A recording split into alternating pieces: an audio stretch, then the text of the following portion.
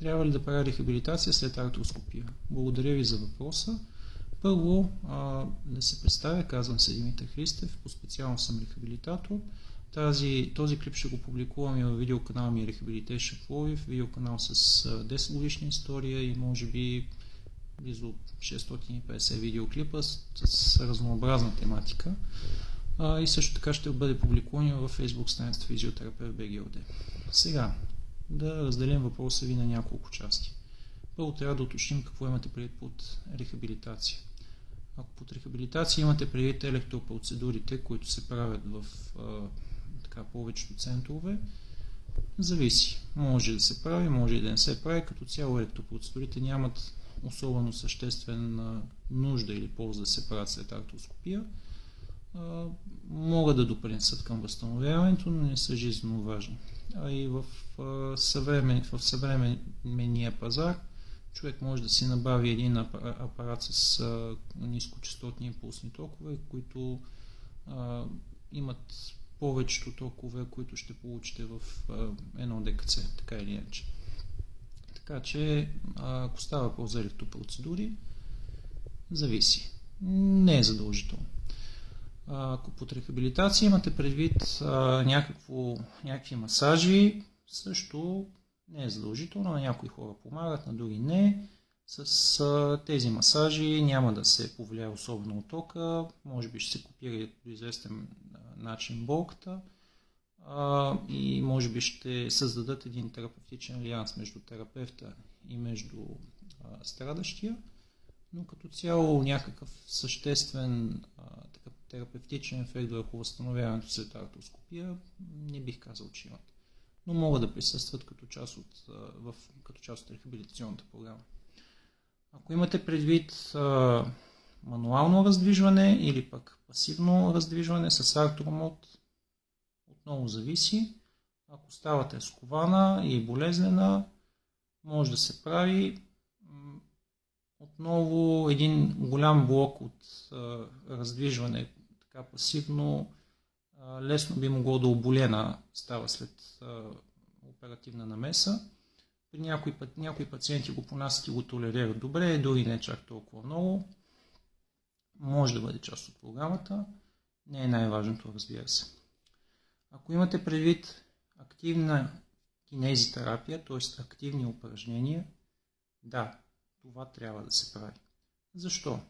Защото, за да ви направят артроскопия, първо, макар че в България напоследък оперират само за болка, което не е много редно според мен, но за да ви направят артроскопия би трябвало да има някаква промяна по вашата нормална анатомия, която да води до нарушена функция.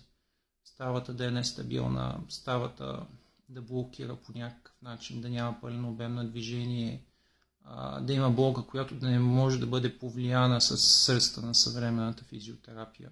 И отново няма предвид електропроцедури. Имам предвид съвременна физиотерапия. Ще уточня какво означава това в друго видеоклипче. Но ако няма така повлияване на една болка, хронична болка или остро възникнала болка в коляното без травматичен момент, някои ортопеди биха предложили артроскопия в даден момент. Това е много дискусионно дали трябва да се прави. Обикновено се спестяват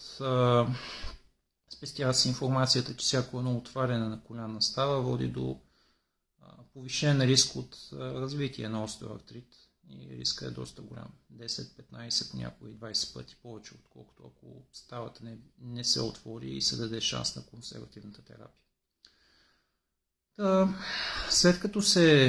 След като е имало такава интервенция, това означава и, да кажем, имаме някаква остра травма, скъсала се предна кръстна връзка, или имаме разкъсан менискус и така нататък. Това означава, че коляното е възпалено.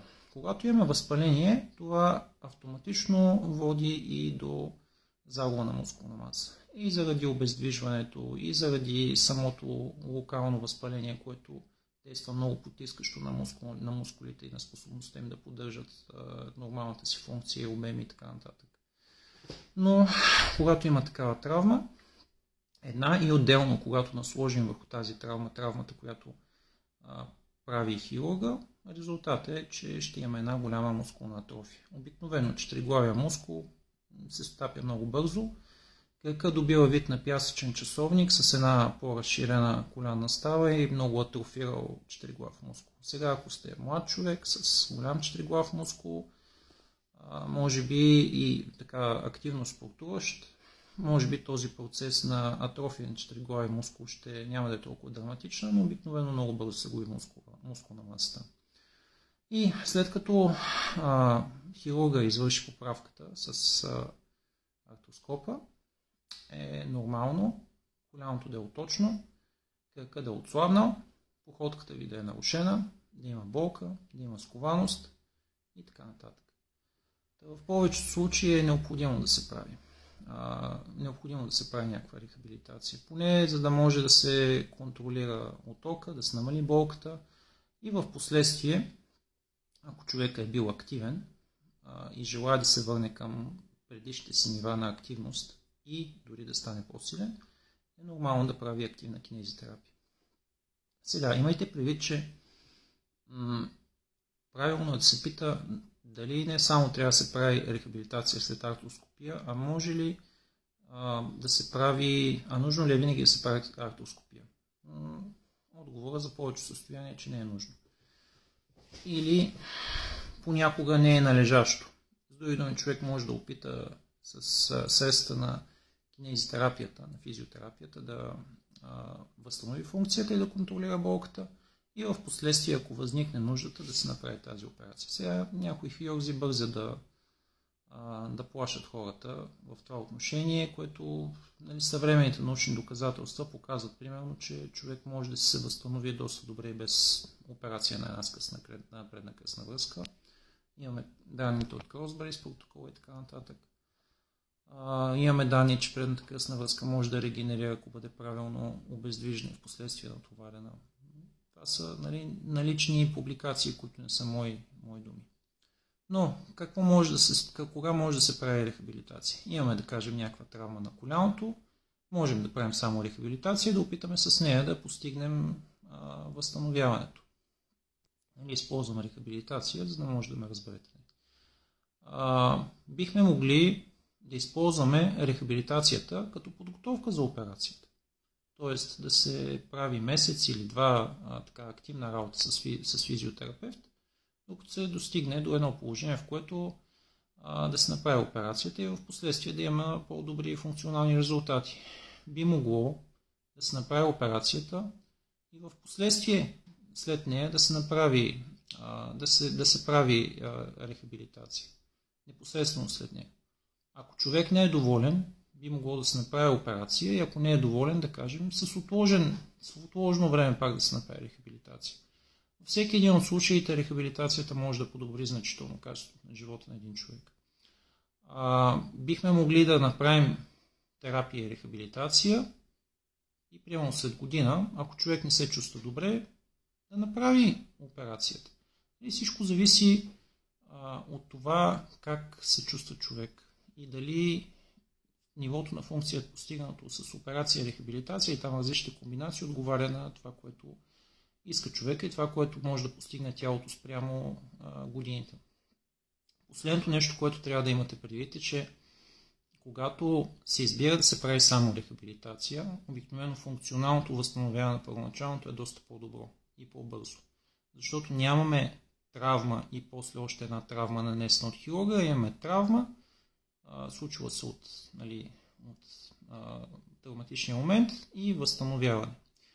Така че това е много дискусионно, но ако ви предстои артроскопия, съвета ми е да намерите във вашия град специалист, който като мен така рехабилитатор и кинезитерапевт, да обсъдите нещата и ако не е спешна артроскопията, подложете се малко така на терапия и рехабилитация, на физиотерапия, кондиционирайте коляното и ако се чувствате добре, давайте така. Ако не се чувствате добре, оперирайте със сигурност резултата, който ще имате, като подготвите коляното, ще е по-добър. Ако вече сте я направили, пак потърсете терапевт. Всичко зависи от това вие как се чувствате. Защото ние даваме качество, ние не възстановяваме анатомията. Благодаря ви и до нови срещи!